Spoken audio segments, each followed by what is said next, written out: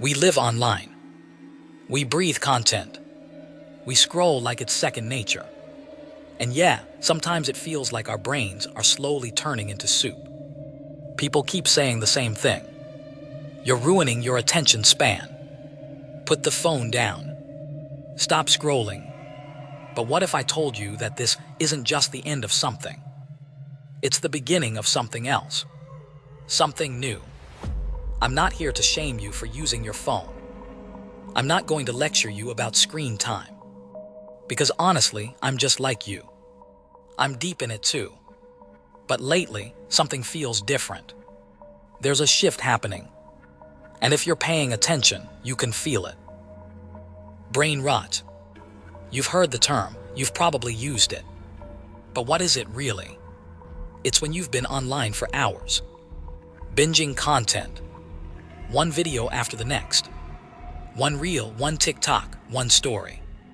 And when you finally put your phone down, you feel empty, overstimulated but hollow, wired but tired, like you consumed everything and absorbed nothing. You can't even remember what you just watched, but you do remember the weird fog in your head, like your brain's running on fumes. And the worst part, this isn't rare. It's normal now. For me, for you, for everyone. They say we're broken, that we've lost our ability to focus, that our attention spans are shorter than a goldfish. But honestly, that explanation is lazy. If our attention spans were truly dead, how do we still get moved by content? You've had those moments. A random video that makes you cry. A song that gives you chills. A podcast that grabs you and doesn't let go. Your brain can connect. So the problem isn't that you're broken. The problem is what you're wading through to get to that good stuff.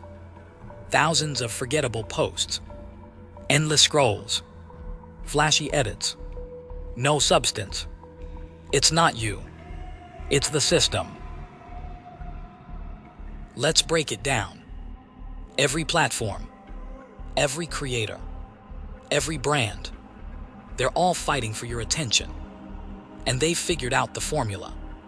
Make it short. Make it emotional. Make it hit now. TikTok's 7 seconds. Songs getting shorter every year. YouTube jump cuts every 2 seconds. Thumbnails screaming in all caps. Everything is getting more intense, more emotional, more addicting, and less memorable. We're not just distracted, we're being emotionally flooded, until we're too numb to care. Let's get real. These platforms aren't just giving you content. They're learning you, tracking you, every like, every view, every pause. It's data. They know what makes you laugh, what makes you mad, what makes you scroll, what makes you stay. And they feed you more of it. Not to help you, but to use you. Because the more time you spend scrolling, the more ads they can sell. You're not the customer. You're the product. Your emotional state is for sale.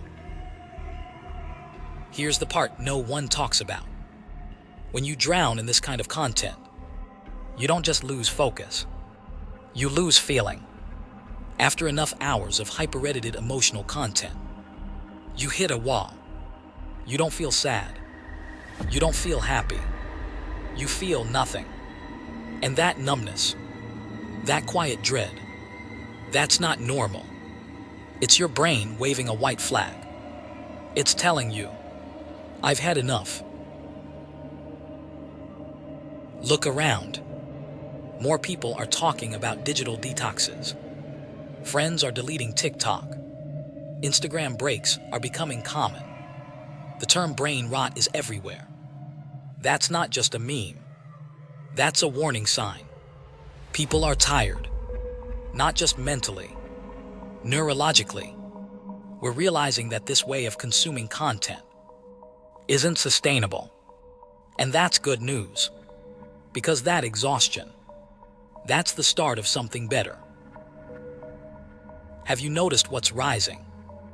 Longform podcasts, 2-hour deep dives on YouTube, unfiltered, slow conversations, communities built on shared interests, not just shared content. That's not nostalgia. That's not people being quirky. That's hunger. Our brains are done with cheap dopamine.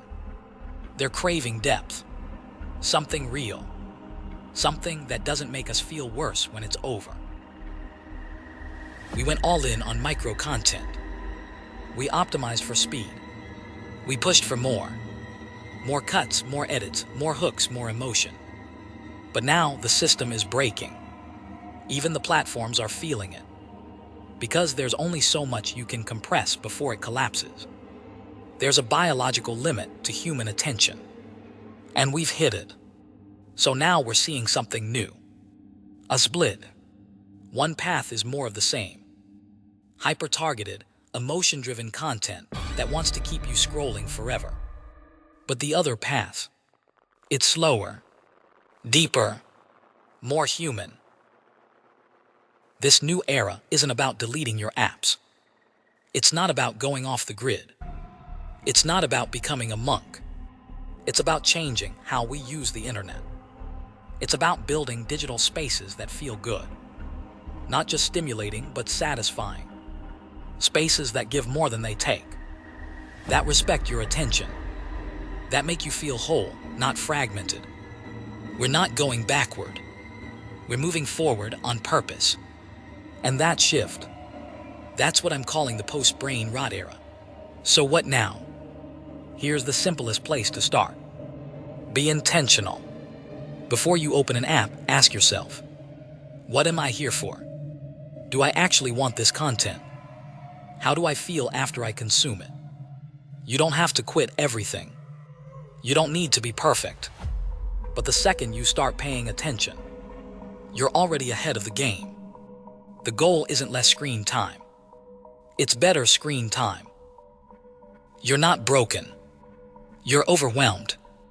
And you're not alone. The exhaustion you feel, that's your brain waking up. And that's powerful. Because once enough people get tired of being emotionally manipulated, they start demanding something better. And guess what? Better is possible. We just have to choose it. So if this spoke to you, like, comment, subscribe, or better yet, step outside for a second. Breathe, and remember what it feels like to be a human.